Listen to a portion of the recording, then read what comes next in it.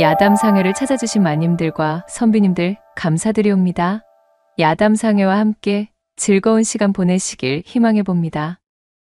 첫 번째 이야기 시작합니다. 옛날 옛적 도덕의 숭상을 최고의 덕목으로 여기는 사람들이 모여있는 옹벽골이라는 마을이 있었습니다. 옹벽골 주민들은 효와 예, 그리고 사람 간 지켜야 하는 도덕을 수호하는 것에 대단한 진심을 보이는 자들이었지요. 그리하여 옹벽골에는 그 흔한 좀도둑이 들었다는 소리조차 귀할 지경으로 대단히 희한하고도 깨끗한 마을이었습니다. 이러한 옹벽골에는 또한 백리 밖까지도 더명한 부자가 한 명 살고 있었는데 그의 이름은 이태걸로 그는 해마다 만석군의 명패를 놓친 적이 없는 큰 부자였지요. 부불삼세라 하여 부자가 3대를 못 간다는 말이 있었지만 이 이태걸의 집안만큼은 예외였습니다. 몇 대에 걸쳐 200여 년이 넘는 기간 동안 꾸준히 만석군을 지낸 집안으로 옹벽골에서 두 다리로 밟는 땅덩어리는 대부분 이 이태걸의 집안 소유라 해도 과언이 아닐 만큼 그는 대지주의자 어마어마한 재력가였습니다. 그래, 넉삼아. 우리 집에 땔감을 대던 마을 끝자락에 사는 여씨가 이번에 막내 여씨 콘사를 치른다고 하였느냐? 아이고, 얘 나으리. 태어날 때부터 몸이 약해 마을에서 젖동량으로 겨우겨우 키운 딸이라 아주 금지옥엽으로 보살폈던 줄로 압니다요. 우여곡절 끝에 요번에 시집가게 되어 시원섭섭하다고 그 치가 아주 난리 입지요. 그래. 금지옥엽으로 키운 여식의 혼사이니 그 마음이 오죽하겠느냐? 허면 나 역시도 잠자코 있을 수는 없지 않겠는가? 여씨가 대던 나무는 늘 질이 좋고 습이 없지 않더냐? 내 집사에게 일러둘 터이니 오늘 중으로 집사에게 전대를 받아 여씨 집에 전달하고 오너라. 경사는 함께 나누어야 하는 법이지. 예이, 나으리. 여부가 있겠습니까요? 분부대로 하겠습니다요. 이처럼 이태걸은 이 마을의 전통인 도덕을 숭상하며 타인과 나누고 베푸는 데 있어서도 열심이었던 사람이었습니다. 민초들의 고열과 피눈물로 제 재산을 불리는 여타 부자들과는 근본부터가 다른 사람이었지요. 어려운 사람들에게 곳간을 열고 마을에 들이닥친 보릿고개와 기근을 이겨내며 또한 평소에도 넉넉한 세경을 주고 아랫사람들에게 후한 인심을 베풀었어요. 이로 인해 옹벽골에서의 평판 또한 훌륭하기 그지없는 참된 부자였습니다. 옹벽골의 특별한 성격과 이태걸의 훌륭한 인품 아래 마을은 늘 웃음꽃이 끊이지 않는 곳이었답니다. 이러한 옹벽골은 또한 과거 시험을 보기 위해 한양으로 행하는 길목 중 반드시 지나쳐가야 하는 산자락과 맞물려 있었기에 이곳을 지나가는 선비들이 심심찮게 모여드는 곳이었습니다. 그리하여 이태걸은 자신의 집으로 찾아드는 과객들과 선비들에 대한 대접을 융숭하게 내어주곤 하였지요. 식사와 잠자리를 제공하는 것은 물론이었고 그들에게 부족한 노자도 주며 옹벽골의 위상과 만석군의 위엄을 뽐내었습니다. 이태걸에게 은혜를 입은 선비들은 과거 시험 이후 따로 찾아와 보은을 하거나 인연을 맺고 교류하며 이태걸에게 어떤 방식으로든 그 빚을 갚았지만 이러한 기본적인 도덕의 숭상에 반하는 유일한 사내가 있었으니 그가 바로 이태걸의 집에서 장기간 눌러앉아 있던 식객 홍덕이었습니다. 홍덕은 어느 날 과거 시험을 보러 가는 길이라며 이태걸의 집 대문을 두드렸고 지나가는 과객을 절대 홀대하지 않던 이태걸의 대범한 기질을 이용하여 하루, 이틀, 어느새 한 달, 두 달 그렇게 이태걸 집의 곳간을 축 내며 나갈 생각도 없이 빈대를 붓고 있었습니다. 이런저런 허드렛 일들을 도와주는 신용이나 하면서 밥값을 했다며 늘 고기 반찬 타령을 해대는 것은 덤이요. 보러 간다는 과거 시험의 이야기는 당최 입 밖에 꺼낸 적도 없고 그저 방구석에서 빈둥거리며 책을 들여다보는 둥 마는 둥. 도저히 글 공부에 매진하는 선비라고는 보여지지 않는 행동을 일삼을 뿐이었지요. 어허, 아니 여보게, 꽁덕. 대체 자네는 과거를 보기 위해 한양을 찾는다는 핑계로 우리 집에 들어온 지가 벌써 몇 해째인데 어찌 이리도 학업에 소홀하고 또한 품행마저 선비의 위세를 갖추지 않는 것인가? 애당초 과거 시험을 보러 간다는 말이 사실이기는 하였는가? 내 자네를 보고 있으면 참으로 안타깝기 그지없어 이리 하는 말일세. 홍덕이 식객으로 지내는 시일이 길어질수록 그의 한심함을 보다 못한 이태걸이 그에게 뼈가 실린 조언을 날렸지만 그러거나 말았거나 홍덕은 진지하게 들을 생각이 일절 없어 보였지요. 어이구, 어르신. 좋은 말씀 뼈에 아로 새겨 꼭 간직하겠습니다. 이 홍덕이를 믿고 조금만 더 자비를 베풀어 주시지요. 저라는 놈도 다 생각이라는 것이 있으니 말입니다. 보통의 사람이었으면 벌써 빗자루로 등짝을 시원하게 찜질한 뒤 홍덕을 집 밖으로 쫓아내버렸겠지만 도덕심을 숭상하는 고을의 전통이자 또한 배포가 남달랐던 이태걸은 차마 그런 모진 행동을 할 수가 없었습니다. 어찌되었든 자신의 집에 들어온 손님이었고 그런 손님에게는 최선을 다한 대접을 하는 것이 만석군의 집안을 지내온 유서 깊은 집안의 장자인 자신이 해야 할 행동이라 여겼으니까요.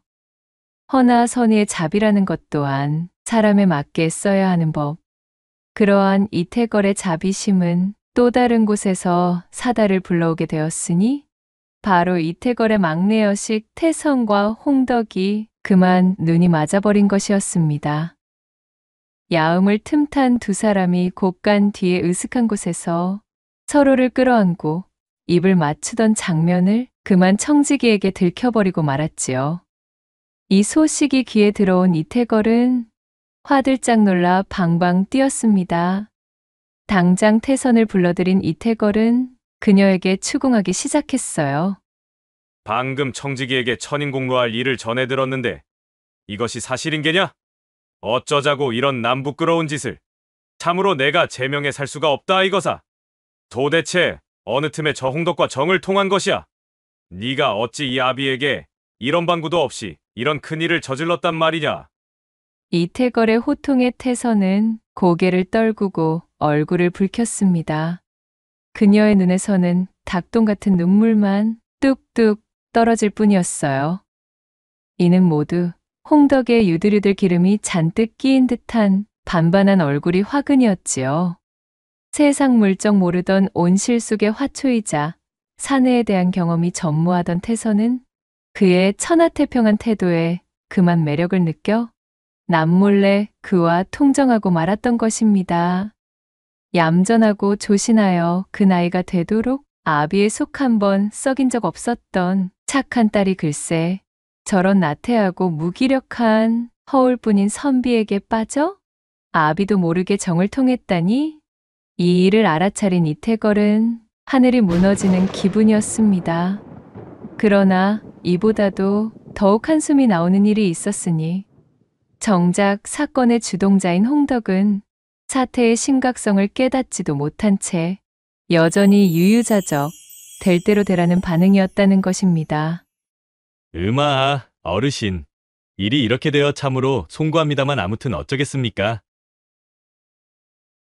나이가 찰대로 찬 청춘 남녀가 이리 만나 연을 맺게 되었으니 별 수 없이 부부의 연으로 이어 후사를 도모해야 하지 않겠습니까? 좋은 것이 좋은 거라고 어르신께서도 노여움을 푸시고 일단 차근차근 미래를 생각해 보셔야지요. 아니, 뭐라고? 이 이복에 지금 그것이 내 앞에서 뱉을 소리인가? 당장 치도곤을 놓아야 진정 정신을 차리시겠는가? 속에서 천불이 끓는 이태걸의 얼굴이 붉게 물들었지만 홍덕은 낯빛 한 점 바뀌지 않은 채 미소만 지을 뿐이었습니다. 이런 인간도 정을 나눈 예비 서방이랍시고 태선은 홍덕을 끔찍이도 여겼습니다. 당분간 홍덕과 만나지 말라는 이태걸의 엄포가 있었지만 태선은 이태걸과 하인의 눈을 피해 홍덕과 몰래 비밀서신을 교환하며 그 사랑을 키워갔지요. 홍덕의 됨됨이를 몰라보는 자신의 아버지가 그저 야속하기만 했습니다.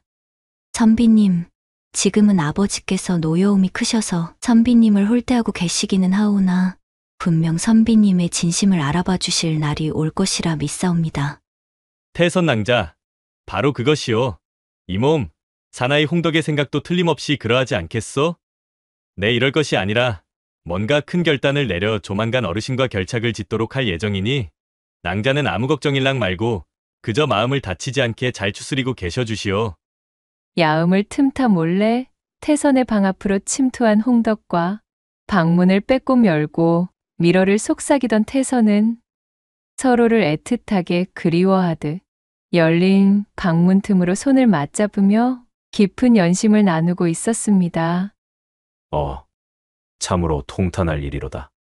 재물이 아무리 많다 한들 아비의 노릇은 어렵기만 하니 이런 짓도 참으로 못할 짓이로구나. 비록 형편없는 사내라고는 하나 나의 여식이 저리도 애틋한 마음을 가지고 있으니 아비된 마음으로 어찌 그저 반대만 할 수가 있겠는가. 이태걸은 멀찍이 숨어 이런 두 사람의 모습을 늘상 지켜보고 있었습니다. 사실 그는 두 사람의 사이를 인정해 주기로 거의 마음을 굳힌 상태였지요. 태선과 홍덕은 이미 자신의 눈을 피해 수도 없이 정을 나눴을 것이고 저 나태하고 뻔뻔한 선비를 이미 제 서방으로 점찍은 모양새였으니까요. 그녀를 홍덕과 짝지우지 않고 이대로 홍덕을 내쳐버린다면 너무나 여린 마음을 가진 태선은 반드시 몸져 누울 것이 뻔했습니다. 게다가 행여나 이 사실이 밖까지 알려져 도덕을 숭상하는 옹벽골에서 태선의 악소문이 퍼지기라도 하면 창창한 딸아이의 혼삿길을 막는 것은 다름 아닌 자신이 될 수도 있기 때문이었습니다. 어쩔 수가 없구나. 딸아이의 행복을 위해서라도 선뜻 내키지는 않지만 내 저 사내를 사위로 맞을 준비를 해야만 하겠도다. 그렇게 이태걸이 내키지 않은 결심을 굳힌 뒤의 어느 날이었습니다. 홍덕이 불쑥 이태걸에게 찾아와 뜬금없이 거금을 빌려달라고 부탁하는 것이 아니겠어요? 그간 생산적인 활동이라고는 일절없이 손님방에서 쌀이나 축내던 홍덕이 금전차용을 부탁하다니 놀라기도 하였거니와 이치가 맞지 않는다는 생각에 이태걸은 조심스럽게 홍덕에게 물었습니다. 아니 뭐라고? 자네 방금 돈이라 하였는가? 느닷없이 돈이라니. 그래 얼마를 원하는 게야? 어디 보자. 이것저것 해서 한 200냥 정도만 빌려주시면 좋을 듯 싶습니다. 무엇이 200냥? 아니 이 사람이 이태걸이 그간 지켜본 홍덕은 식객으로 살면서 잠도 손님방에서 해결하고 밥도 손님방에서 해결하면서도 정작 과거 준비엔 너무도 소홀하던 사람이었습니다. 그러니 집 밖에 나가 제대로 된 경제활동을 해본 일은 더더욱 있을 리 만무했지요. 그렇게 살던 사람이 느닷없이 200냥이 필요하다니 이태걸은 갑자기 그가 돈이 필요해진 이유가 궁금하여 물었습니다. 아니 이복의 홍덕이 대체 자네가 돈을 쓸 데가 어디에 있다고 금전차용을 하려는 겐가? 게다가 200냥이라니? 자네 200냥의 가치가 어느 정도인지는 알고나 하는 소리인가? 물론입니다. 나으리께서 그간 융숭이도 잘 보살펴주신 덕택으로 아리따운 따님과도 좋은 인연을 맺고 이리도 유유자적 버티며 살 수 있었습니다만 이제 소인도 정신을 좀 차려야 할 때가 되지 않았나 싶은 것이지요. 헛된 과거급제나 꿈꾸며 살기엔 나이가 차지 않았겠습니까? 태선 낭자 보기에도 부끄럽지 않은 사내가 되려면 슬슬 뭐라도 하나 이루지 않으면 안 될 시기가 도래한 것입니다. 그리하여 돈을 좀 융통해 주시면 그걸 미천 삼아 장사를 시작해볼까 합니다. 이 말을 들은 이태걸은 절로 한숨이 나왔습니다. 평소에 그렇게나 한심한 모습만 보이던 게으른 선비가 그나마 할 줄 아는 글공부마저 포기하고 장사라니요.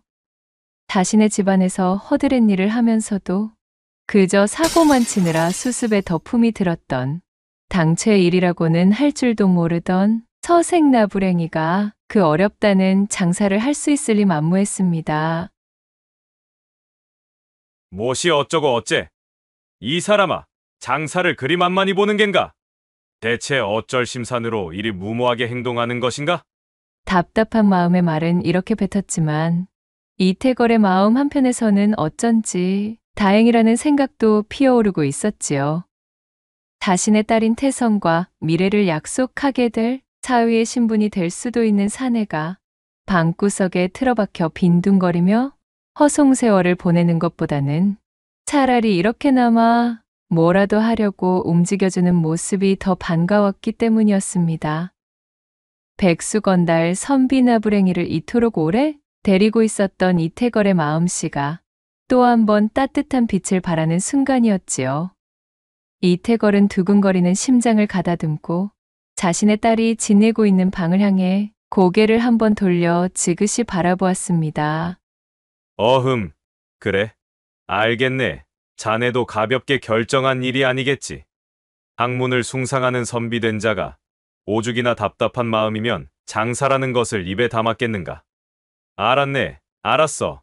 내 그 돈 자네에게 빌려줌세. 한번 힘닿는 대로 열심히 해보시게나. 이태걸은 홍덕이 이번 기회로 재기의 발판을 마련하고 태선을 책임져 사내 구실을 할 수 있기를 기원하며 천선히 돈을 빌려주었지요.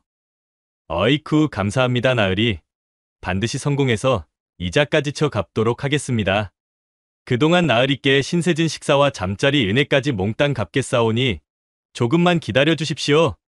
잔뜩 건방을 떨어대는 한심한 홍덕을 바라보며 이태걸은 그저 고개를 끄덕일 뿐이었습니다. 그는 못내 불안한 마음에 금전을 운반해줄 명목으로 하인 2명을 홍덕에게 붙여주었지요. 세상 물정 모르는 저 선비를 도적이나 사기꾼, 잡배들에게서 보호하라는 은밀한 명까지 내려둔 터였습니다. 홍덕은 태선에게 잠시만 기다려달라며 꼭 성공해서 돌아오겠다는 약조를 남긴 채 하인들과 함께 당당한 걸음으로 이태걸의 집을 나섰습니다. 꼭 성공하셔서 돌아오시길 기다리고 있겠사옵니다. 눈물을 흘리며 홍덕을 배웅하는 태선의 애타는 목소리를 끝으로 홍덕의 모습은 그렇게 사라졌고 불행하게도 이것이 그의 마지막 웃는 모습이었습니다. 그렇게 시간은 흐르고 흘러 1년의 시간이 지났습니다. 한밤중 깊은 잠에 빠져있던 이태걸은 참으로 신기한 꿈을 꾸고 있었지요. 꿈속에서 홍덕이 이태걸의 집 대문 앞까지 찾아온 것이었습니다. 그간 고생을 심하게도 했는지 몸도 성치 않게 마르고 초췌해진 데다 그 낯빛이 가히 살아있는 자의 빛깔이 아니었어요. 아니, 이복의 홍덕이 도대체 이 몰골이 어찌 이 모양인가? 무슨 일이 있었던 것이야? 너무도 달라진 홍덕의 몰골에 놀란 이태걸이 다가서려는데 홍덕이 대뜸 입을 열었습니다. 나으리, 일전에 제가 돈을 차용했었지요. 홍덕은 귀신에 쓰이기라도 한 사람처럼 온몸을 벌벌 떨고 있었습니다. 잔뜩 겁에 질려 제정신이 아닌 것처럼 보였답니다. 아니, 1년 전쯤의 이야기 아닌가? 그보다도 자네 정말 괜찮은가? 그건 아무래도 좋습니다. 나으리, 제가 빌려갔던 돈을 꼭 갚으려고 합니다. 그러니까 그것이 갚기는 하겠지만 시간을 조금만 더 주셨으면 합니다. 어떻게든 반드시 갚겠사오니 다만 말미를 봐달라는 뜻이지요. 횡설수설을 하고 있는 홍덕은 뭔가 엄청난 사연이 있는 듯 쩔쩔매며 이야기를 계속하는 것이었어요. 제가 돈을 빌려갔을 당시 언제까지 차용한 금액을 상환하겠다는 약조를 정하지 않았었지 않습니까? 그러니 지금 이 자리에서 그 기한을 정해주시면 반드시 갚도록 하겠습니다. 홍덕은 눈물을 터뜨릴 기세로 말을 더듬으며 간절히 읍하고 있었습니다. 그간 이렇다 할 소식도 없던 중 아닌 밤중에 자신을 찾아와 뭔가에 쓰인 듯 벌벌 떨며 빌려간 돈을 갚을 테니 말미와 기한을 정해달라 사정하는 모습이 너무 딱했던 이태걸은 손사래를 치며 말했습니다. 어이구, 됐네 이 사람아. 보아하니 꽤나 고초를 당한 모양인데 거 200냥쯤 없어져도 아무렇지도 않다네. 빌려간 돈은 갚지 않아도 아무런 말도 않을 테니 자네 몸이나 제대로 간수하시게. 태선이가 자나깨나 자네의 걱정뿐이야 이 사람아. 이태걸이 선심을 베풀었지만 그 말을 들은 홍덕은 더욱 새파랗게 사색이 된 얼굴로 벌벌 떨며 애원하다시피 울먹이는 목소리로 외쳤지요. 으악, 나으리, 어르신. 아닙니다, 안 돼요. 제발 부탁입니다. 그러지 마시고 제발 돈을 갚을 수 있도록 기한을 정해주시기 바랍니다. 부디 부탁입니다. 어르신, 제발 기한을 정해.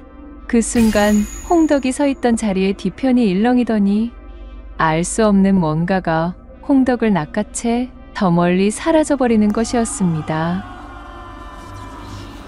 화들짝 놀란 이태걸이 홍덕의 이름을 외치려는 순간 그는 꿈에서 깨어났지요. 아니, 이 무슨 해괴한 꿈자리인가? 필시 홍덕, 이자에게 무슨 변고가 생긴 것이 틀림이 없구나. 심상치 않음을 알아차린 이태걸은 날이 밝는 대로 하인을 시켜 홍덕과 동행했던 하인들에게 전가를 보내었고 한참의 시일이 지난 후 그들이 이태걸의 앞에 당도했을 때는 이미 사달이 벌어진 이후였습니다. 어르신, 면목 없습니다. 맡겨주신 일을 제대로 처리하지 못하였습니다요. 아니, 자네 지금 무슨 소리인가? 1년 동안이나 제대로 된 연락이 없었기에 무소식이 희소식이려니 그저 잘 지내고 있는 줄 알았거늘. 대관절 그것이 무슨 소리인지 소상히 이야기해보게나.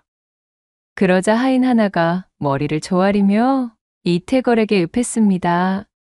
돈을 차용하여 집을 떠난 이후 홍덕 선비님은 장사의 품목을 정하기 위해 여기저기를 떠돌아다니며 흐름을 지켜보던 중이었습니다.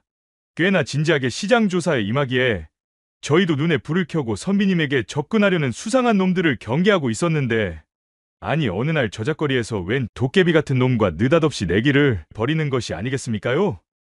그놈이 하는 말이 글쎄 자신과 내기를 하여 이기면 판돈으로 내건 200냥의 20배인 4,000냥을 내어줄 것이고, 자신에게 지면 홍덕 선비님이 이승에서 진 모든 빚을 자신이 지시하는 방식대로 모두 갚을 때까지 홍덕 선비님의 혼을 노예로 부린다는 것이었습니다.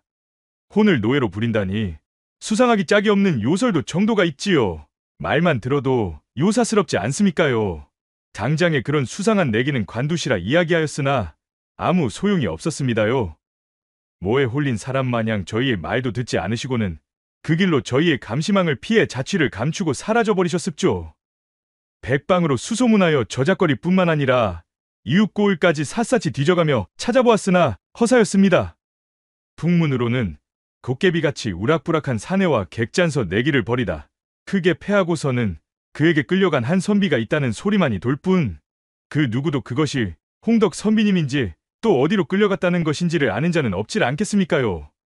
저희를 믿고 맡겨주셨는데 참으로 면목이 없습니다. 나으리. 하인들의 보고를 들은 이태걸의 얼굴에 수심이 깊어졌습니다. 간밤의 꿈에 등장한 홍덕의 모습으로 짐작컨대 필시 보통 일이 아니었지요. 예, 뭐라고요? 선비님께서 어찌 되셨다고요? 태선아, 아니, 언제부터 듣고 있었느냐?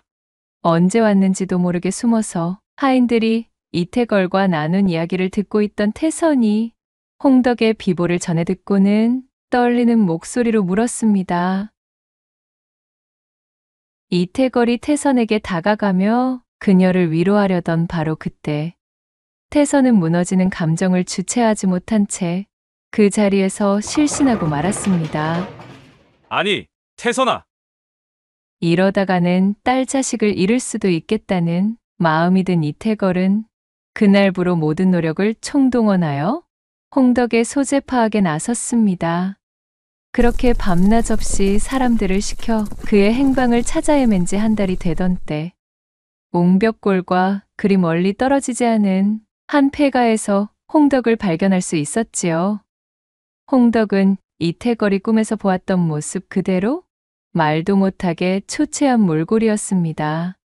그간 어디서 무엇을 하며 돌아다녔는지, 어떤 연유로 이런 폐가에 홀로 방치되어 있던 것인지 도대체가 알 수 없는 노릇이었지요. 초점 잃은 눈으로 숨만 겨우 쉬고 있을 뿐 홍덕은 완전히 정신이 나가 있었습니다. 이복의 홍덕이 내 말 들리는가? 정신을 좀 차려보게나. 이태걸의 외침에도 홍덕은 묵묵부답, 마치 산송장과 같은 모습이었지요. 버젓이 눈은 뜨고 있었으나 깊은 잠에 빠져있는 상태였습니다. 그리하여 홍덕을 데리고 부랴부랴 집으로 돌아온 이태걸은 백방으로 수소문하여 용하다는 의원을 불러왔지만 그들은 하나같이 고개를 저으며 원인을 알 수 없다는 말만 되풀이하며 돌아가는 것이었습니다. 홍덕을 찾았다는 소리에 태선 역시도 그의 곁을 지키며 뜬 눈으로 밤을 지새워 간호하였지만 홍덕은 좀처럼 깨어날 줄을 몰랐습니다. 그런 시간이 지속되던 어느 날 밤, 늦게까지 함께 홍덕의 병세를 살피다 한방에서 잠이 든 태선과 이태걸은 동시에 같은 꿈속의 공간에서 함께 눈을 뜨는 신비롭기 그지없는 일과 맞닥뜨리게 되었지 뭐겠어요. 새카만 어둠의 공간에서 태선과 이태걸이 서로를 바라보며 어리둥절하고 있을 때 공간 저편에서 도깨비의 형상을 한 사내가 홍덕의 멱살을 쥐고 나타났습니다. 아, 홍덕이 이 사람아. 선비님, 홍덕의 모습을 발견한 이태걸과 태선이 그의 이름을 부르자 홍덕이 피골이 상접한 얼굴로 다급하게 외쳤습니다. 제발, 제발! 돈을 갚을 수 있도록 해주십시오. 어르신, 나으리, 제발 기한을! 홍덕의 외침에 이태걸이 잔뜩 긴장한 채 우물쭈물 대답했어요. 아니, 이 사람아. 그 돈은 갚지 않아도 된다 하지 않았는가? 헌데 어찌 이러시는가? 으악, 어르신! 아니 됩니다. 그러시면 아니 되십니다. 필히 기한을 정해주셔야만 합니다. 그러자 도깨비가 어둠 속에서 홍덕의 머리채를 휘어잡고는 키득거리며 말했지요. 이봐, 선비 양반. 그거 보시라니까. 내 안 된다고 했지? 으악, 아닙니다. 아니에요. 제발 한 번만 더 기회를 설득할 수 있도록 조금만 여유를 부탁드립니다. 말 같지도 않은 소리. 시간을 더 끌어봐야 더 낭패를 볼 뿐이란 말씀이지. 그러니 아무런 걱정하지 말라고. 우리의 내기대로 선비 양반이 이승에서 진 빚은 내 노예로 지내는 동안 빠짐없이 갚아나가면 되리니까 말이야. 단 돈을 갚을 기한을 정해두지 않았으니 나에게 오늘 저당 잡혀 빚을 갚아야 되는 시한 역시도 정해둔 기한이 없음은 잘 알고 있겠지? 어디 영겁의 세월 동안 편히 죽지도 못한 채 천천히 내게 시달려 보시라고. 홍덕은 그야말로 온몸에 핏기가 가신 모양새로 하얗게 질려 온갖 몸부림을 치며 저항하였습니다. 하지만 도깨비의 두툼한 손에 이끌려 천천히 암흑 속으로 빨려 들어갈 뿐이었지요. 그 모습을 바라보고 있던 이태걸이 안타까움에 발만 동동 구르고 있는데 이태걸의 뒤에서 태선이 번개처럼 뛰쳐나오며 버럭 고함을 질렀지요. 멈추시오. 제가 기한을 드리겠습니다. 아버지께서 내어주신 돈은 따지고 보면 제 미래를 위해 내어주신 돈. 그러니 그 채무의 주체는 바로 나 이태선입니다. 이는 아버님 역시도 동의하는 바이니 홍덕 선비님께 빌려드린 돈을 갚아야 하는 당사자 역시 아버님이 아니라 저이므로 그 돈을 상환받는 것 또한 제 마음대로 정할 수 있는 것입니다. 오, 옳거니! 맞소이다 태선 낭자! 아니 뭐야? 그게 무슨 억지냐? 너 계집, 괜시리 이 일에 끼어들지 말란 말이야. 1년입니다. 1년을 드릴 테니 빌려간 200냥을 반드시 갚으셔요. 자, 이제 기한이 정해졌으니 당신도 선비님의 혼을 마음대로 할 수 있는 권한이 없어졌겠지요? 아니 그렇습니까? 이런 육실을 저것이 기어이 지은 죄를 참회할 기한을 정해주다니. 감히 저 인간 계집이 내 계획을 망쳐놓을 줄이야. 태선의 외침에 홍덕은 그제야 살았다는 듯 몹시도 기뻐하며 눈물을 흘렸고, 도깨비 사내는 태선이 끼어드는 바람에 다 잡은 고기를 놓쳤다는 표정으로 잔뜩 얼굴을 구긴 채 홍덕을 붙잡고 있던 손을 놓아주었지요. 그리고 바로 그 순간 태선과 이태걸은 동시에 눈을 뜨고 꿈에서 깨어났습니다. 대체 어찌하여 이런 요사스러운 일이 벌어진단 말인가? 너와 함께 겪지 않았다면 도저히 믿기가 힘들 뻔하였구나. 아버님, 저 역시도 그러합니다. 한바탕 실감 넘치는 꿈을 함께 꾼 두 사람은 이마에 맺힌 식은땀을 닦아내며 한숨 고르기 시작했지요. 그때 밖에서 하인들의 소란스러운 소리가 들리더니 청지기가 허겁지겁 방 안으로 들어와 외치는 것이었어요. 나으리, 밖으로 좀 나와 보셔야 할 것 같습니다요. 무슨 일인데 일이 소란인가? 이태걸과 태선이 밖으로 나와 보니 하인 하나가 웬 송아지 한 마리를 붙들고는 서 있는 것이었습니다. 어랍쇼, 송아지. 우리 집에 어찌 못 보던 송아지가 있는 겐가?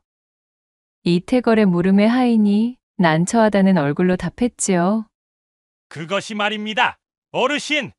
글쎄 이놈이 아까 전부터 대문 밖에서 머리로 대문을 두드리며 한사코 집 안으로 들어오려고 발버둥이질 않겠습니까요? 당최 이놈이 어디에서 튀어나와 대문을 두드리고 있는지 도통 알 길이 없습니다요. 근방에서는 송아지를 도둑 맞았다는 집도 없거니와 또한 송아지가 도망 나온 집도 없다 하질 않겠습니까? 집도절도 없는 이 천방지축의 송아지가 글쎄 아무리 쫓아내도 도망갈 생각을 하지 않고 대문 안으로 들어오려고만 하니 귀신이 곡할 노릇입지요. 하인의 말에 태선이 송아지를 유심히 살펴보더니 이내 깜짝 놀라며 이태걸에게 외쳤습니다. 아버님, 송아지의 눈을 자세히 살펴보셔요. 분명 홍덕 선비님과 너무도 닮은 느낌입니다. 딸의 믿기 힘든 소리에 이태걸이 송아지에게 다가가 자세히 뜯어보니 과연 그 눈매가 홍덕과 빼다바가 형제라 해도 과언이 아닐 정도였지요. 홍덕, 설마 자네? 홍덕이라는 이름을 말하자 송아지는 연신 고개를 끄덕이며 마치 자신을 알아봐 주었다는 듯 거품을 물고 몸을 들썩이는 것이었지요. 도무지 납득할 수 없는 일련의 사태에 이태걸과 태선은 현기증을 느꼈지만 연속으로 벌어지는 기이한 일에 이내 마음을 추스리고 송아지를 집 안으로 들여 맞이하였습니다. 그리고 그날 이후로 송아지를 홍덕이라 부르며 사람처럼 깍듯하게 대해주었지요. 이태걸의 집으로 들어온 뒤 이 송아지는 밭일이며 쟁기며 수레며 마치 제가 나설 수 있는 일은 모조리 알아보는 듯 닥치는 대로 일하기 시작했습니다. 하인들이 우사에 넣고 쉬게 해주려는 낌새라도 보이면 입에 거품을 물고 난동을 부리며 거칠게 우러져치곤 하였어요. 그러다가도 논이나 밭으로 끌고 나가 몸 위에 농기구를 얹으면 언제 그랬냐는 듯이 쉬지도 않고 온몸에 땀을 비오듯 흘리며 열심히 일하는 것이었습니다. 하하, 나원 참. 내 평생 이토록 일하고 싶어 난리인 손은 처음 보는구먼. 하인들은 참으로 신기하기만 한 광경에 혀를 내둘렀습니다. 시간은 흐르고 흘러 어느덧 이 송아지가 이태걸의 집에 들어온 지 1년이 되어가던 해 이태걸의 집 대문 밖에서 누군가 문을 두드렸습니다. 하인이 나가 문을 열어보고는 깜짝 놀랐어요. 대문을 두드리던 객손의 외모가 마치 험상궂은 도깨비와도 같았기 때문이었습니다. 이 집에 머물고 있는 소를 내게 파시오. 도깨비 객손은 다짜고짜 집 안으로 들어와 이태걸을 향해 소리쳤어요. 이 객손을 살펴본 이태걸은 단번에 그가 제 꿈속의 도깨비와 꼭 닮아 있다는 것을 알아차렸지요. 이 송아지는 파는 것이 아닙니다. 마음 바뀌기 전에 어서 파시오. 200냥 내어드리겠소. 뭐요? 이 200냥 말씀이오? 아니, 송아지 한 마리 값이고는 터무니없이 높은 값인데 어찌 그 값을 치르고 이 송아지를. 아, 글쎄, 잔말 말고 팔 거요, 말 거요. 팔 생각 없다면 나는 돌아가겠소. 그때 마당에서의 소란을 가만히 듣고 있던 태선이 헐레벌떡 밖으로 나와 외쳤습니다. 이 200냥이라고 하셨지요? 팝니다. 팔게요. 팔겠습니다. 거친 숨을 몰아쉬며 태선이 소리쳤고 입술을 실룩이며 돌아가려던 도깨비 객소는 태선의 말을 듣더니 못마땅한 표정으로 눈썹을 찌푸리는 것이었지요.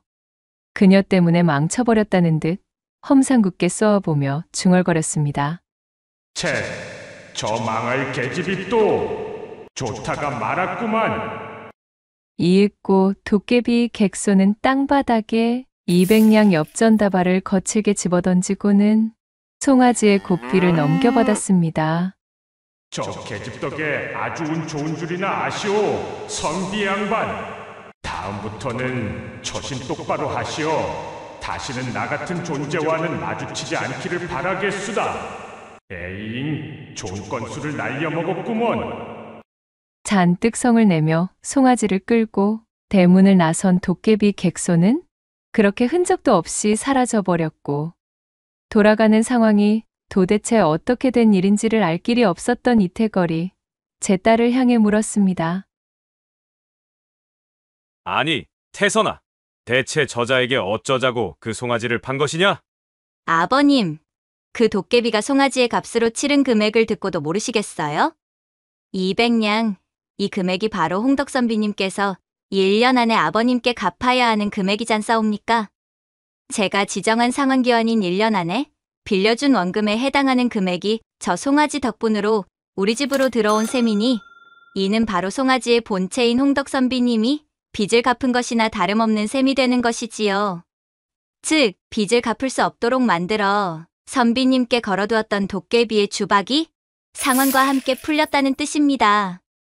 이태걸의 눈이 휘둥그레지며 탄식을 뱉던 사이 별채의 문이 벌컥 열리며 내내 눈을 뜨고 미동도 없이 누워만 있던 찬송장 홍덕 선비가 마치 저승의 문턱을 밟았다가 돌아온 사람의 모습으로 새파랗게 질려서는 고함을 치며 밖으로 뛰쳐나오는 것이었습니다.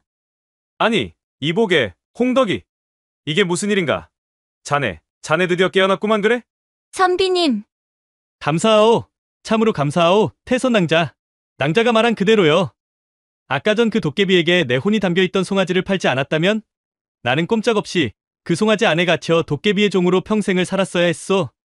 태선 낭자가 도깨비의 수를 꿰뚫어보는 바람에 그는 툴툴거리며 나를 풀어주고는 제가 사는 세상으로 날아가 버렸지. 낭자가 바로 내 생명의 은인이요. 이리하여 한바탕 요사스럽고도 믿기 힘든 우여곡절의 사달이 지나간 후 홍덕과 태선은 이태걸의 축하 아래 성대히 혼인을 하게 되었고 홍덕은 그야말로 신주단지 모시듯 제 아내 태선을 끔찍이도 위하고 받들며 태선이 하는 말이라면 무엇이든 따르게 되었답니다. 그 나태하고 한심한 버릇을 단박에 뜯어고쳐 열심히 글 공부에 매진하게 되었으니 훗날 상당히 늦은 나이에 과거에 합격하여 작게나마 말단관직을 얻게 되었지요. 비로소 태선과 이태걸의 얼굴에는 걱정이 가신 웃음꽃이 피어났으니 한 가족이 된 세 사람은 이후로도 도덕을 저버리는 일 없이 옹벽골에서 오래도록 서로를 위하며 행복하게 지냈다는 후문이 전해지고 있사옵니다. 두 번째 이야기 시작합니다. 찢어지게 가난한 집안의 소녀 수율은 어릴 적 보릿고개를 견디지 못하고 먼저 세상을 등진 아버지에 대한 슬픔을 느낄 여유가 없었습니다. 아버지가 불기의 객이 된 지 한 해거리로 그만 어머니마저 영양 부족으로 인한 열병이 찾아왔기 때문이었습니다. 처녀 홀로 병든 어머니의 간호와 더불어 집안 살림 전반을 모두 책임져야 하였으니 수율의 고생은 참으로 이만저만이 아니었던 것이었지요. 사정을 딱하게 여긴 마을 사람들이 저마다 십시일반 도우미 손길을 건네주긴 하였으나 민생의 어려움이 만연하게 퍼져 있는 힘든 시기에 그들 역시도 그리 형편이 넉넉지는 않았습니다. 동정으로 시작되던 도움도 해가 지날수록 차츰차츰 끊기기 시작하였고 결국 수율의 나이 17이 되던 해 그들을 돌봐주던 마을의 한 노파마저 이승과의 연을 다하게 되자 두 사람을 돌봐주는 손길은 뚝 끊겨버리고 말았습니다. 내일 쓰러져도 이상하지 않을 작은 초가삼간에서 버티던 수율은 어머니에게 먹일 미움을 쓸 곡식을 구하기 위해 낮이고 밤이고 삭바느질거리를 받아왔습니다. 그렇게 고생하며 어머니의 병세를 돌보았지만 근본적으로 병을 치료할 약재를 쓸 형편이 되지를 않았으니 차도가 보이지 않았습니다. 얘야, 네가 이 어미를 돌보느라 너무도 고생이 많구나. 내 너에게 일이 짐만 되느니 차라리. 엄니, 무슨 그런 말씀이 있대요. 그런 소리 말아요. 제가 무슨 수를 써서라든 엄니 병을 꼭 낫게 해드릴 거예요. 수율은 낮에는 죽어라 일하고 밤에는 어머니를 돌보며 틈나는 시간마다 마을의 선앙당으로 가 극진한 치성을 드리며 기도했지요. 신령님, 부디 부탁드리겠습니다. 저희 엄니 병환을 잡아주셔요. 그렇게만 해주신다면 저는 무슨 일이든 할 수가 있어요. 새벽이 넘어가는 시간까지 그렇게 눈물 어린 치성을 드린 수율은 온몸의 기운이 다하여 터덜터덜 집으로 돌아와 쓰러지듯 잠에 빠져들었습니다. 그녀의 정성 어린 마음이 하늘까지 가 닿았던 것일까요? 그날 밤 꿈에서 신령이 나타나 수율에게 말했습니다. 아이야, 지성을 다하는 내 모습이 너무도 극진하여 내 이렇게 너의 꿈을 통해 모습을 드러내었느니라. 진정 이 어미의 병을 낫게 하기 위해서라면 무엇이든 할 마음이 있느냐? 신령을 마주한 수율은 놀랄 틈도 없이 즉답했습니다. 물론입니다, 신령님. 무엇이든 상관없어요. 방법만 있다면 부디 가르쳐 주셔요. 그러자 신령은 치렁치렁한 긴 수염을 쓰다듬고는 잠시 생각에 잠기는 것이었어요. 이윽고 신령이 침통한 표정으로 입을 열었습니다. 마을을 벗어나 40리를 넘어가면 해주골이라는 작은 바닷마을이 나올 게다. 그곳에서 무면도라는 버려진 섬을 가는 배를 구할 수 있다면 섬에서 내 어미에게 필요한 신병초를 구할 수가 있을 것이야. 신병초는 유일하게 그곳에서만 발견할 수 있는 약초이니 그것만이 방법이겠구나. 잎사귀가 피처럼 붉은 약초를 찾으면 되느니라. 신병초라는 약초에 대해 설명해준 신령은 거짓말처럼 연기 속으로 사라져버렸고 수율은 잠꼬대와 함께 비명을 지르며 꿈에서 깨어났습니다. 해주골과 무면도 그리고 신병초란 말이지. 수율은 꿈속에서 신령이 일러준 단어들을 되뇌이며 그렇게 결의를 다졌어요. 이웃에게 자신이 돌아올 때까지 어머니를 돌봐달라 신신당부하고 조금의 푼돈을 건넨 수율은 그 길로 진보다리를 꾸리고는 신령이 말한 해주골을 향해 길을 떠났습니다. 산 넘고 물 건너 기나긴 여정이었지만 어미를 구한다는 일념 하나로 수율은 이를 악물고 버텨내며 발길을 재촉했지요. 갖은 고생 끝에 해주골까지 닿은 수율은 허기를 참으며 무면도로 향하는 배를 구하기 시작했습니다. 어르신, 부디 부탁입니다. 무면도로 가주실 수는 없으신가요? 무면도?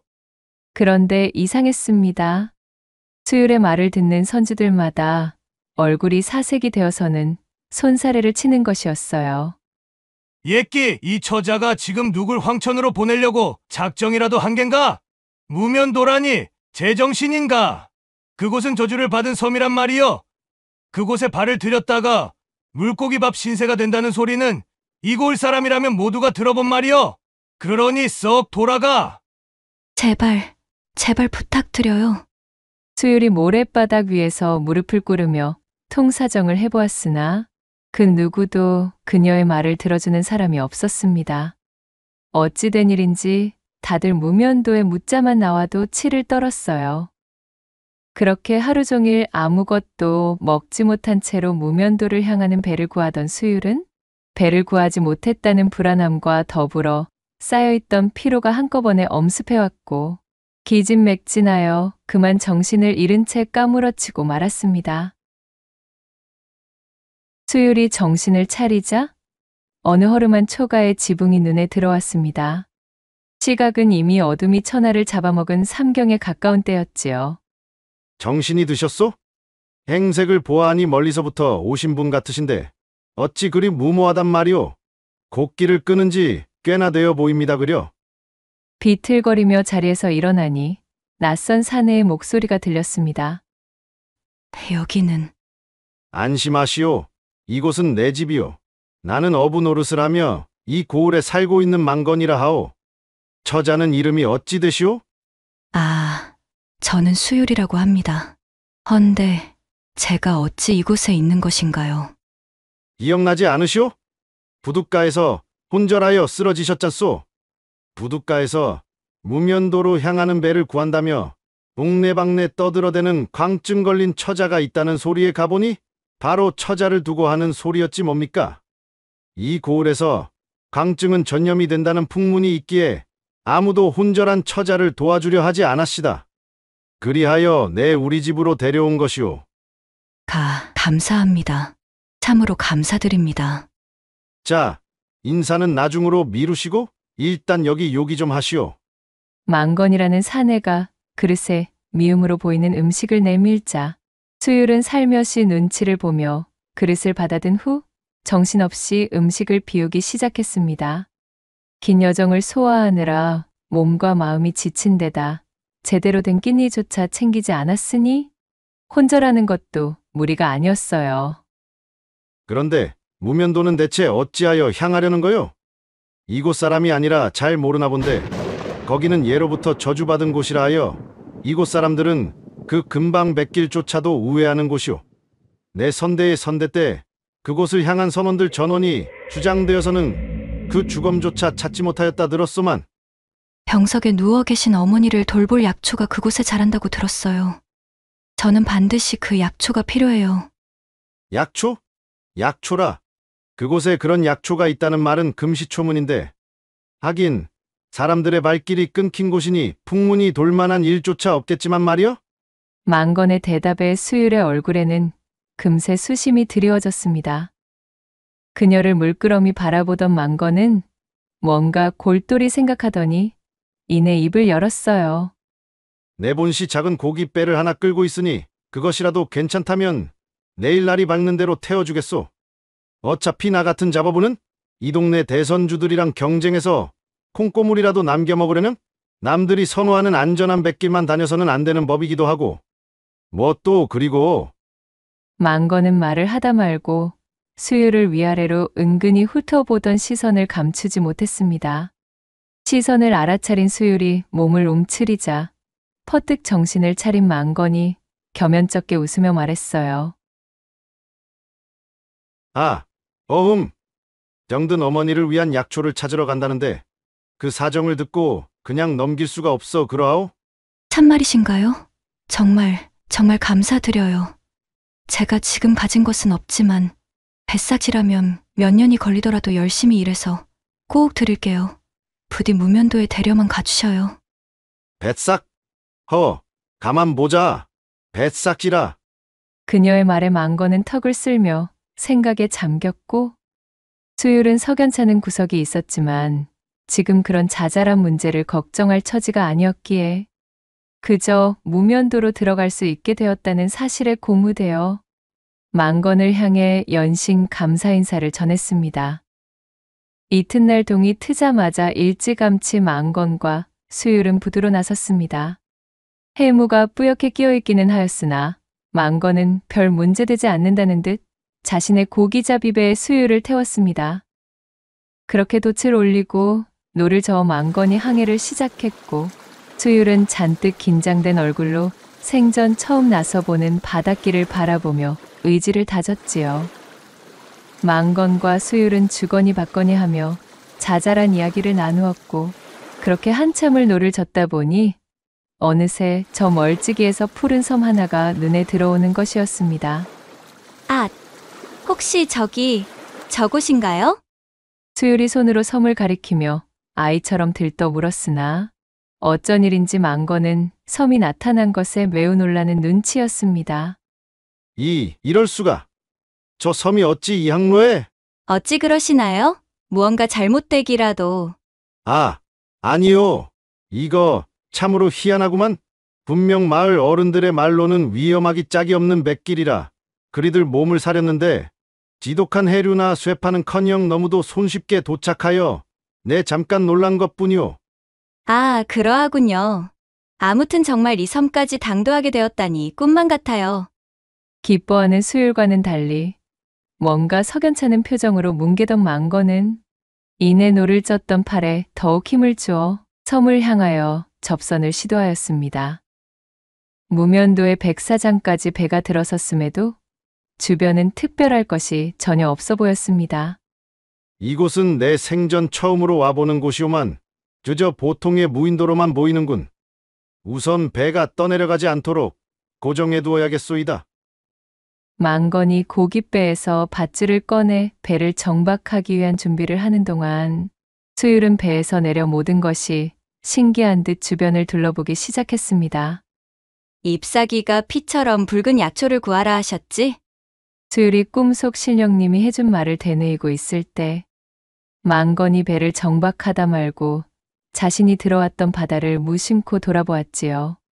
분명 한참 전 섬으로 들어올 때는 그리도 청명하고 맑기만 하던 바닷길이 어느덧 자욱한 해무가 깔려 결코 섬을 찾을 수 없을 지경으로 펼쳐져 있었습니다.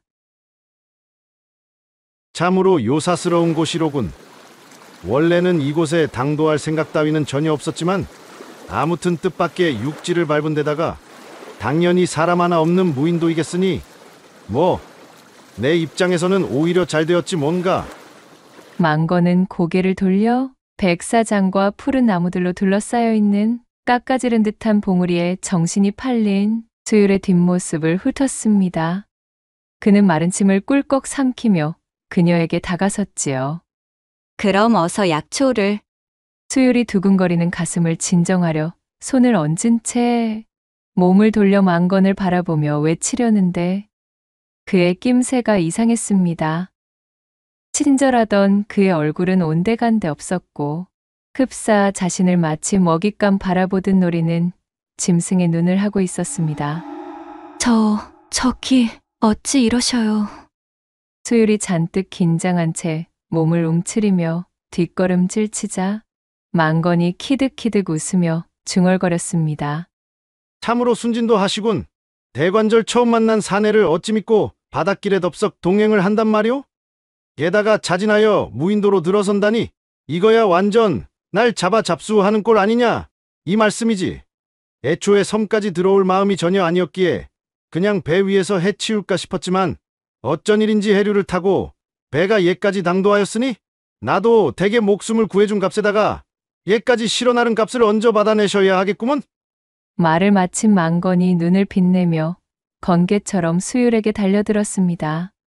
너무 놀란 수율이 찢어지는 듯한 비명을 지르며 도망쳤으나 무면도는 알려진 대로 무인도였기에 수율의 비명은 그저 허공의 맴돌뿐이었습니다. 망건은 수율의 머리채를 잡아 백사장에 쓰러뜨렸고 그 위로 올라타며 그녀의 옷구름을 거칠게 잡아채 뜯어내려 하였지요. 아니 됩니다. 이러지 마셔요. 수율이 완강히 저항하자 망건은 손을 들어 그녀의 뺨을 내리쳤습니다. 그 순간 쓰러져 있던 수율은 자신의 손에 큼지막한 조개 껍데기가 잡히는 것이 느껴졌고 그것을 즉시 휘둘러 망건의 얼굴을 공격하였지요.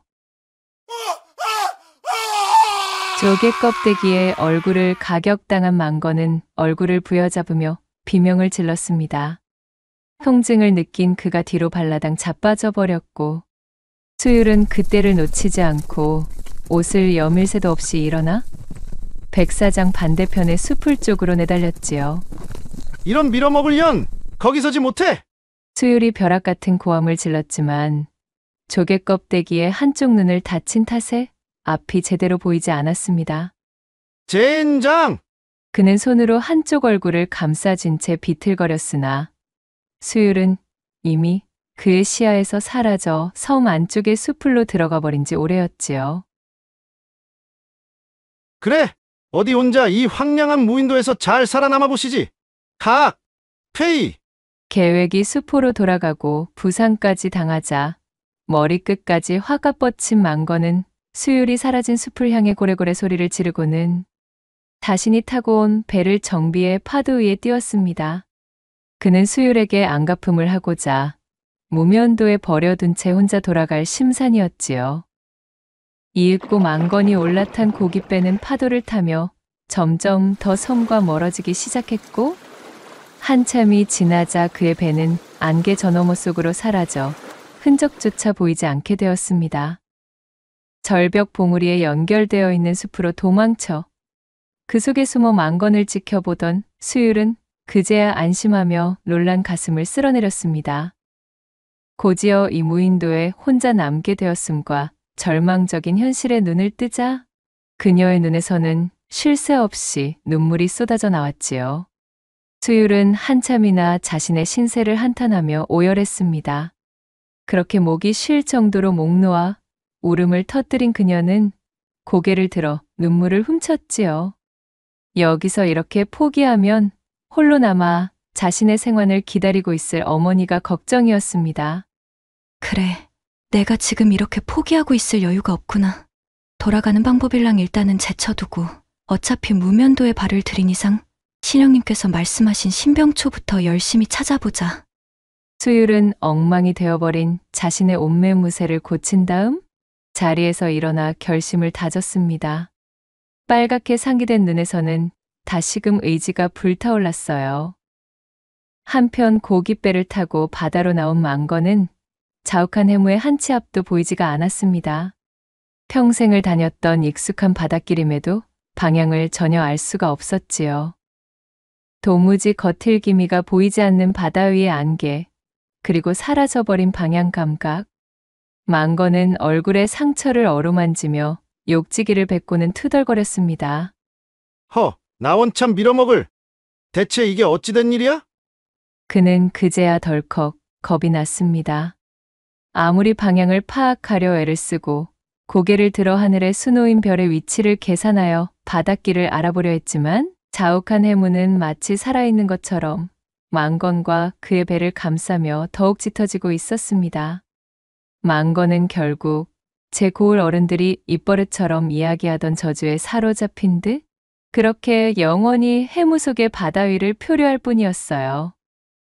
한참의 시간이 흐른 뒤에도 그와 그의 배가 제 고을의 부둣가로 도착하는 일은 일어나지 않았습니다. 해가 저물 때까지 한참 동안이나 섬 이곳저곳을 쏘다니며 신병초를 찾아다녔던 수율. 허나 신병초는 귀한 약초답게 좀처럼 그녀의 눈에 띄지 않았습니다. 이제 곧 해가 질 터인데 큰일이네. 어두워지면 아무것도 보이지 않을 텐데. 배에서는 꼬르륵 소리가 들려왔고 한참이나 섬을 헤매느라 갈증이 깊어 그녀의 몸은 상당히 지친 상태였습니다. 긴장한 몸으로 이곳저곳을 헤집고 다닌 수율의 몸은 만신창이었지요. 당장 포기하고 싶었던 참이지만 그녀는 어떻게든 제 어머니의 얼굴을 떠올리며 이를 악물고 버텨냈습니다. 점점 심해지는 배고픔을 이기기 위해 수율은 파도를 따라 떠밀려온 해조류라도 주워볼 요량으로 백사장을 향해 걸음을 옮겼습니다. 그때 어디선가 모래를 허공에 흩뿌리는 듯한 묘한 소음이 들려왔지요. 설마 그자가 돌아온 건? 수율이 놀라 주변을 경계하며 둘러보았으나 그 어디에도 망건이나 그의 배 같은 것은 보이지 않았습니다. 수율이 귀를 쫑긋 세워 소리가 나는 곳으로 천천히 걸어가자 아! 세상에나! 백사장 한쪽에 자리 잡은 커다란 바위 뒤편에서 폐그물에 온몸이 엉켜 옴짝달싹 하지 못한 채 버둥대는 커다란 거북이 한 마리를 발견하였지 뭐겠어요. 어머, 세상에나 가엾게도 그물에 몸이 끼어 일이 되었구나. 수율이 거북에게 다가가자 거북은 눈물이 그렁그렁한 눈으로 수율을 올려다보고 있었습니다. 수율은 주변을 둘러보다 쇠파에 휩쓸려 날카롭게 쪼개진 조개 껍데기를 하나 주워들고는 거북의 몸을 휘감고 있는 폐그물의 매듭들을 조심스럽게 잘라내기 시작했지요. 수율의 가녀린 손으로 튼튼한 그물이 제대로 잘리리 만무하였으나 거북을 가엾게 여긴 그녀는 포기하지 않았습니다. 해가 완전히 저 어둠이 내려앉고서야 그녀는 겨우 그물을 걷어내 거북을 꺼낼 수가 있었지요. 수율의 손은 쓸리고 까져 엉망이 되었으나 그녀는 거북의 등을 어루만지며 말했습니다. 거북아, 정말 다행이야. 나는 비록 이제는 틀려버린 것 같지만 너는 저 드넓은 바다로 나가 너희 남은 수명을 다하며 행복하게 살렴. 수율의 말을 알아듣기라도 하듯 거북은 눈을 꿈뻑거리며 가만히 수율을 바라보고 있었습니다. 이윽고 거북이 천천히 자신의 발을 놀려 바다 쪽으로 향했고 그렇게 수율을 백사장에 남겨둔 채 엉금엉금 물속으로 사라져버렸지요. 거북의 뒷모습을 물끄러미 바라보던 수율은 이내 안도의 한숨과 동시에 이제는 희망이 보이지 않는 것을 받아들였습니다. 꼭 엄니의 병환을 낫게 해드리고 싶었는데 그리 노력을 했는데도 엄니 곁을 지키지도 못하는 꼴이 되어버렸구나. 죄송해요, 엄니. 그렇지만 이젠 지쳤어. 수율은 천천히 감기는 눈꺼풀을 막을 여력조차 남지 않았습니다. 그녀는 기절하듯 백사장의 몸을 뉘어 그렇게 혼절하고 말았습니다. 얼마나 시간이 지났을까요? 털썩거리는 파도 소리가 수율의 귓가를 간지럽혔습니다. 힘겹게 눈을 뜬 수율의 눈앞에 어제의 그 커다란 거북이 열심히 흙을 끼얹으며 마치 수율을 잠에서 깨우려는 듯 분주히 움직이고 있었어요. 설마 네가 나를 깨운 거니? 수율이 기운 없는 목소리로 중얼거리자 거북이 고개를 끄덕이고는 자신의 발로 저 멀리 떨어진 바위 하나를 가리키는 것이었습니다. 수율이 그 방향으로 천천히 고개를 돌렸더니 세상에나 이게 무슨 일인가요? 바위 틈에 마치 피처럼 붉은 잎사귀가 바람의 하늘하늘 흔들리고 있었지요. 아니, 저것은 설마? 수율은 제 몸에 남아있던 기력을 쥐어짜 자리에서 일어났고 비척거리며 바위 쪽을 향해 다가갔습니다. 바위 틈에 가까이 다가가자 과연 그것은 누가 알려주지 않더라도 한눈에 신병초로 보일 만큼 특이한 형상을 하고 있는 약초였답니다. 조심스럽게 신병초를 캔에 품에 안은 수율은 뛸 듯이 기뻤습니다. 거북아, 고마워. 네가 이렇게 보온을 해주다니 참으로 신통한 녀석이로구나.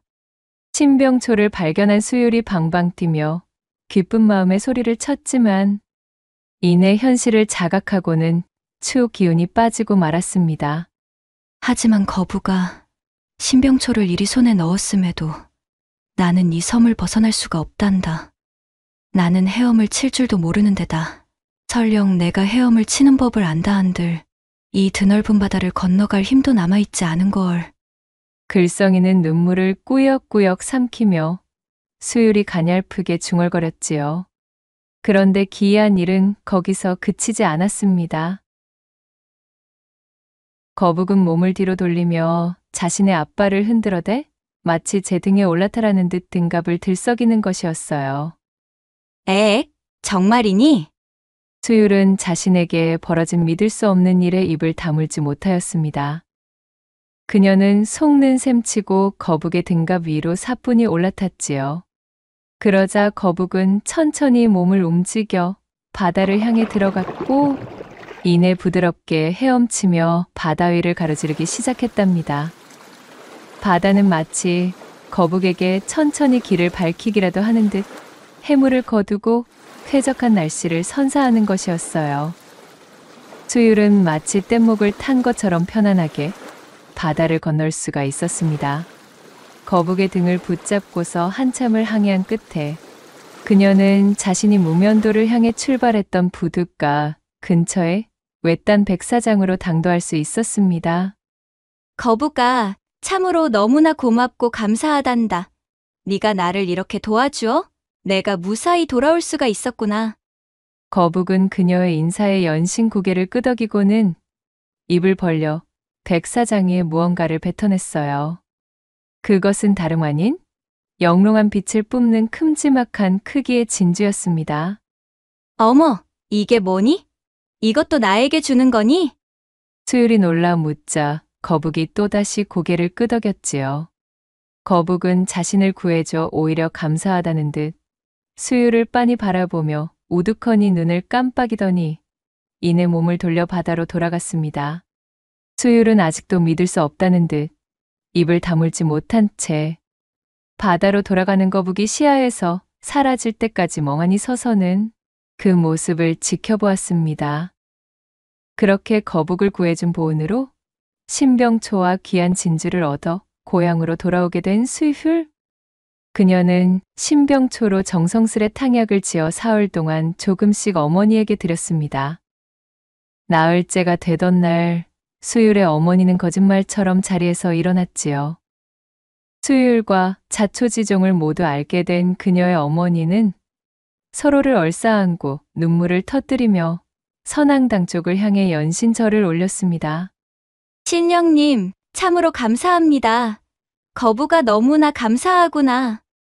그렇게 병석에서 일어난 어머니는 건강을 되찾았고 갖은 고생을 하며 우여곡절 끝에 자신이 소망하던 것을 이루게 된 수율은 앞으로의 미래를 준비해 보기 위해 곰곰이 생각하다 거북에게 받은 진주를 장터에 내다 팔고 그 돈으로 송아지 한 마리를 사기로 마음먹었습니다.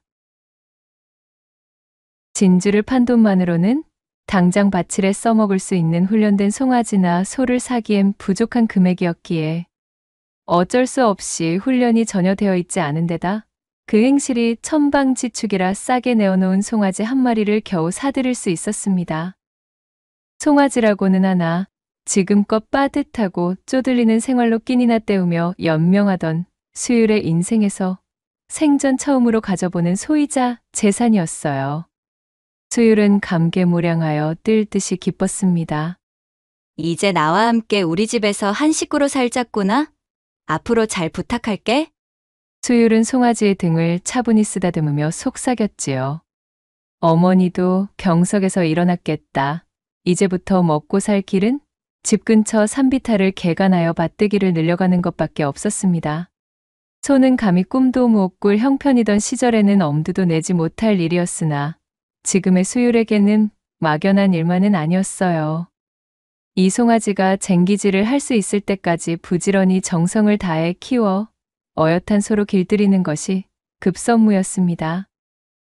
목표가 생긴 수율은 송아지를 키우는데 온 힘을 쏟았습니다. 추수하고 난 남의 콩밭에 쪼르르 가서 열심히 나다를 줍고 산에 가서 치 뿌리며 맛 뿌리며 눈에 보이는 것은 모조리 캐다가 쇠죽솥에 넣었지요. 제 끼니는 굶어도 송아지 여물을 거르는 법은 없었습니다. 많이 먹고 쑥쑥 자라나렴. 네가 우리 집안의 기둥이자 보배란다. 수율의 정성을 알아차리기라도 한 듯 그렇게 송아지는 얼마 지나지 않아 금세 엉덩짝이 떡하니 벌어지고 그 머리 꼭대기엔 근사한 뿔이 삐죽 올라오는 것이었어요. 제법 소의 태가 날 만큼 성장했으니 이제부턴 본격적으로 길을 들일 참이었습니다.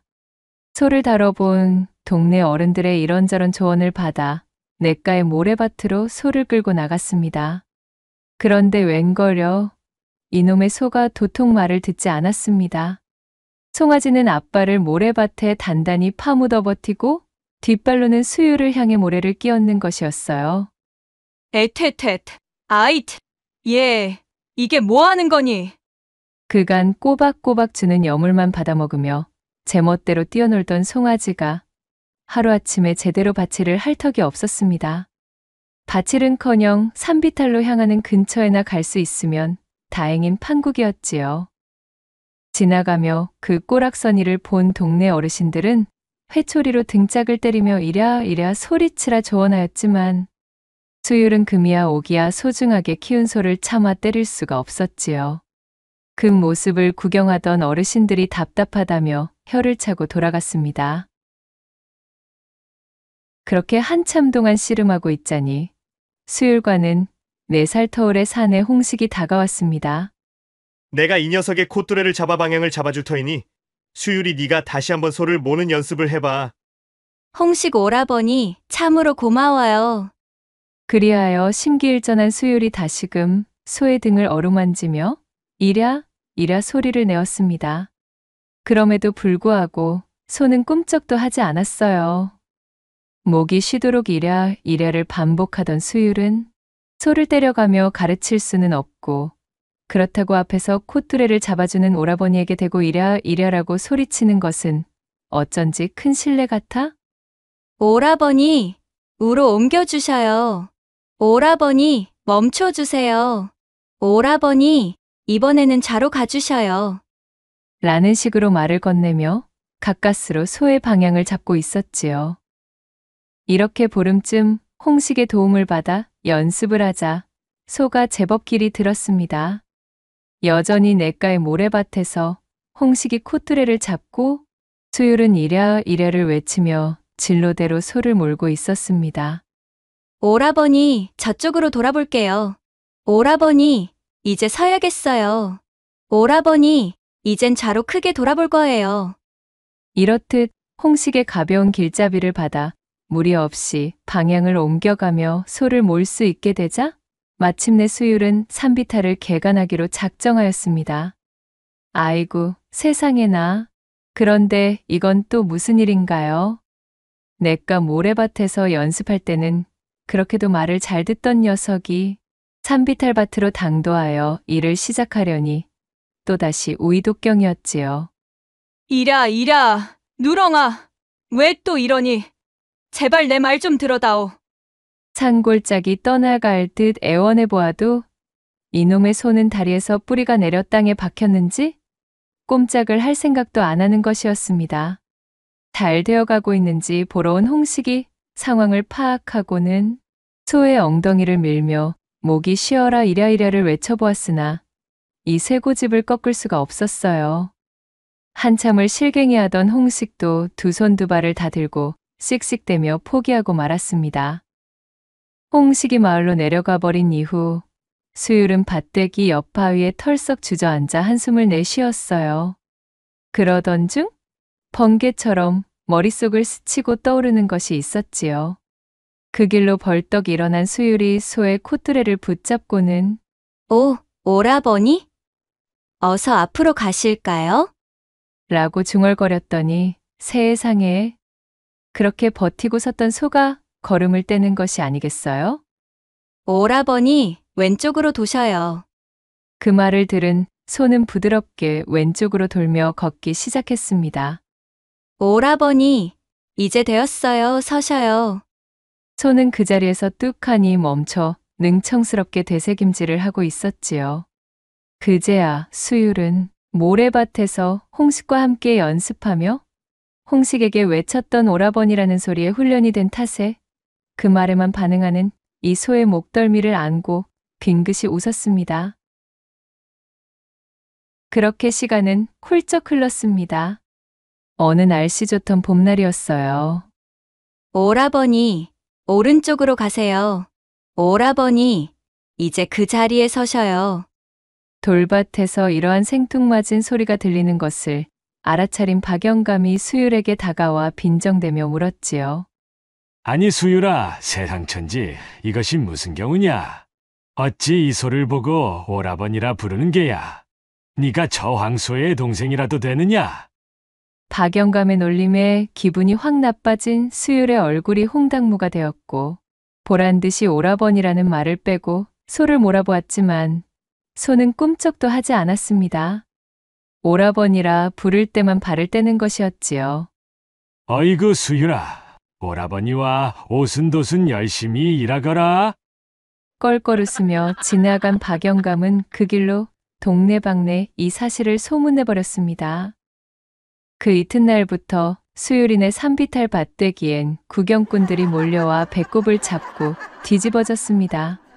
구경꾼들이 소리를 지르며 오라버니 소야, 동생 말을 좀 들어주거라 등의 농을 던지자 바치를 하던 수율은 창피해 볼을 부풀렸습니다. 구경꾼들이 돌아갈 때까지 우두커니 서 기다렸지만 그들은 항시 몰려와 수율과 소를 놀려대었지요. 그런 날들이 반복되자 창피함과 속상함에 단단히 화가 난 수율은 집안에 틀어박혀 버렸고 이를 보다 못한 수율의 어미가 소를 몰고 우시장으로 향했습니다. 제법 몸집을 불려 키워놓았으니 이 소를 팔아 다른 소로 바꿀 심산이었어요. 허나 소문이 크게 돌았는지 오라버니 소리를 들어야 밭을 가는 소에게는 그 누구도 관심이 없었지요. 아무도 사려는 사람이 없었습니다. 내친 김에 수율의 어미는 소를 끌고 도축장으로 발길을 돌렸습니다. 그랬더니 웬걸요? 소가 도축장 앞에서 눈물을 뚝뚝 흘리며 버티고 서는 것이 아니겠어요. 그때 어미가 끌고 나간 소를 쫓아 물어물어 도축장까지 뛰어온 수율이 소리쳤습니다. 아이고 엄니, 아니돼요. 그리하시면 아니돼요. 아무리 속을 썩이기로서니 이렇게 듬직하게 키워놓은 식구를 이제와 도축장으로 보내다니요. 수율은 소의 목을 얼싸안고 울면서 집으로 발걸음을 돌렸고 눈물을 뚝뚝 흘리던 소는 언제 그랬냐는 듯 수율의 안내를 따라 뚜벅뚜벅 집을 향해 걷는 것이었습니다. 그렇게 퉁퉁 부은 눈으로 집으로 돌아오던 수율은 이상한 일을 겪게 되었어요. 도축장에서 집으로 향하는 곳에 흐르는 개천에는 외나무 다리가 있는데 그곳에서 마주친 덩치 큰 황소를 보자마자 수율이네 어린 황소가 다짜고짜 들이받아 개천으로 떨어뜨리지 뭔가요 정말. 그리고는 마치 승리를 만끽하기라도 하는 듯 고개를 위아래로 흔들며 콧김을 뿜는 것이었어요. 그 모습을 본 수율과 그녀의 어미는 깜짝 놀라고 말았지요. 그 일이 있고부터 3년이 흘렀습니다.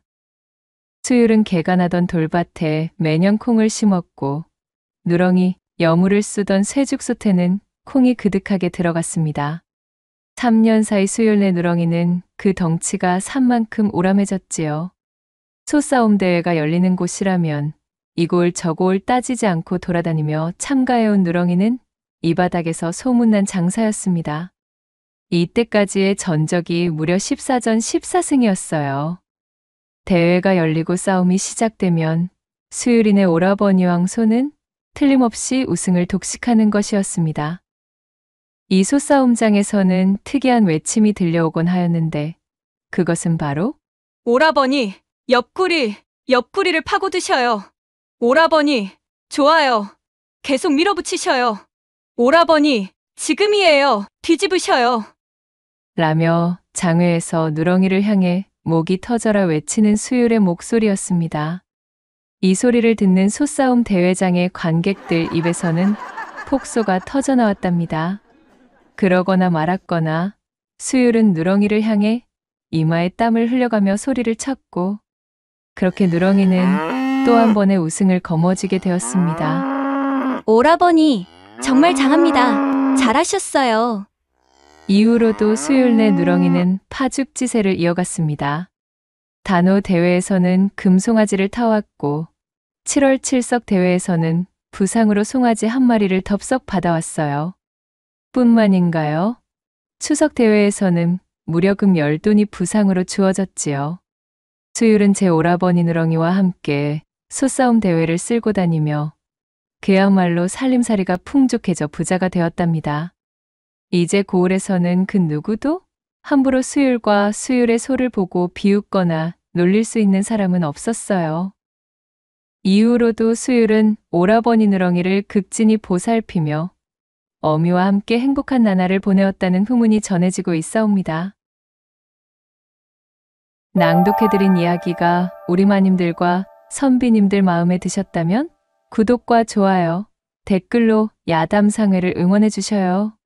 늘 잊지 않고 야담상회를 찾아주시는 여러분들, 시청해주셔서 참으로 감사하옵니다.